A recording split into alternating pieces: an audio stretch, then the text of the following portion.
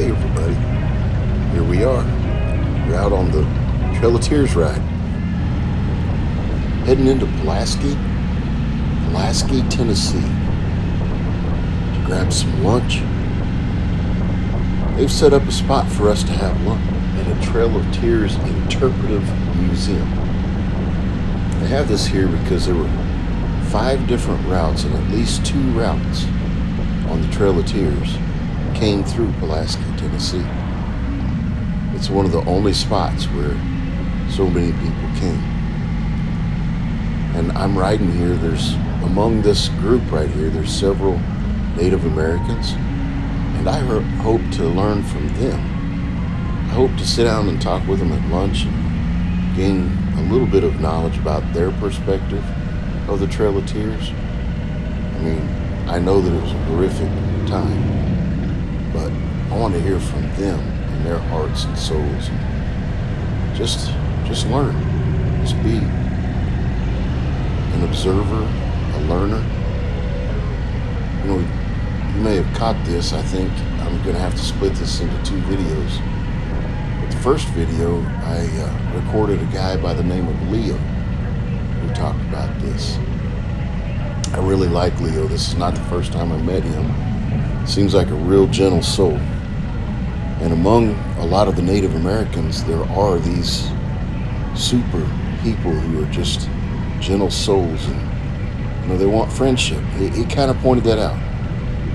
He said that the Europeans came and we accepted them as friends, and then we found out they wanted more than our friendship.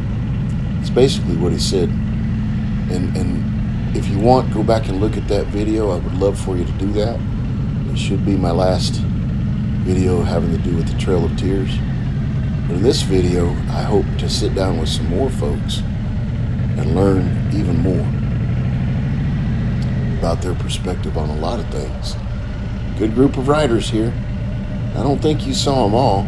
Well, you may have seen them all as I was blocking traffic back there. The rest of them passed me. Pulaski, Tennessee has always put this on at least for the last 3 years I know of. And I really appreciate what they do. They sincerely try to reach out to these folks and just show them they care and feed them and everything. There's Peggy. So, like I was saying, people learn about, when they find out they're Native, they'll learn everything they can about it, which is great. I think it's awesome. But one thing they mess up on is they go to gravitate to books, especially like phone. Everything's on your phone. But a lot of that is written from a non-native's perspective. And nothing against that. Some are raised in that culture and some understand it. But there's a lot of them who sit outside the ceremonial circle or outside the village. And they look at what's going on and then they interpret it and what makes sense in their mind. And then that's what they write down and disperse out into the world. And some of it could be real, some of it could be assumptions. But that's where that thing a while back where they used to think natives believed in many gods. And either, like I was saying before, they're holding up a piece of corn and thinking God or creator for that corn. Someone on the hill or outside the village saying, oh, he's praying to the corn now. And now they thinks they got a corn god, a lot of old ways is like if you take anything for your family, like a deer, of course you give something. Either a lot of tribes will lay down tobacco, and that's like almost like a given. But you always try to give some.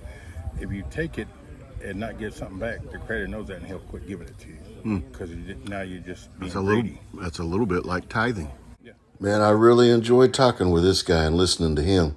He had a lot to share. Gotcha, man. First of all, I went inside of the museum here in Pulaski, Tennessee, just after eating lunch, and this lady was kind enough to take me around and show me what it's all about. Inside this museum, you can learn about the politics of the day, of when they were debating and arguing and fussing about what to do with the Native Americans in the United States of America. I really and truly do not believe that Americans take our history seriously enough.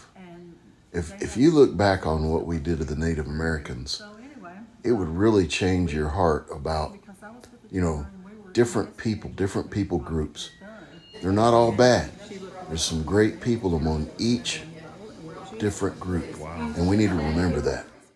These good folks represented a group of tribes from Muskogee, around the area of Muskogee, Oklahoma, and I guess Okmulgee in that area some too.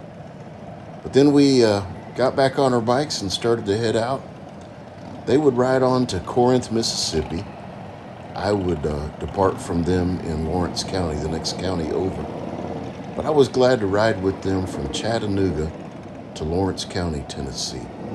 It was a blessing. I really enjoyed visiting with them. These folks here in Pulaski did a wonderful job. I'm told they had a little bit of a hiccup where the folks that were gonna do the lunch backed out on them on the last day, but they were able to cover it. And man, the folks that put on this dinner, they did a wonderful job. There's some artwork up here on the corner. I had a chance, several of us did, walked out to the corner here and looked at this artwork. It's a bronze statue of a man, a woman, and a child, along with a little baby in the woman's arms. And it depicts what happened on the Trail of Tears. If you ever happen to be in Pulaski, Tennessee, this is a pretty good place to go and to learn a little bit about things. Once again, though, you're not going to learn as much if you don't actually talk to the people, listen to the Native Americans. That's what I enjoyed the most. Next year, I think I'm going to try to ride with them the entire distance, all the way to Oklahoma. If I get a chance to do that, Lord willing, I'll share it with you and we'll learn a bunch more. God bless.